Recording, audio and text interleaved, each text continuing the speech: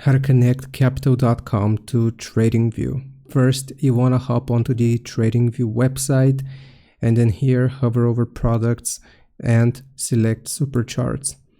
Now what you have to do is, if you are on the Pine editor, then you will go to the trading panel here.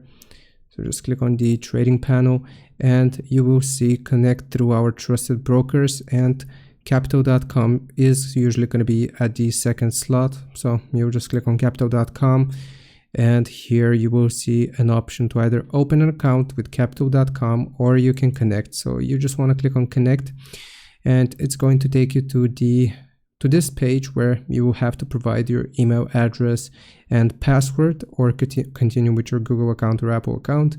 And if you have a live account set up with capital.com, then that is going to link it to TradingView.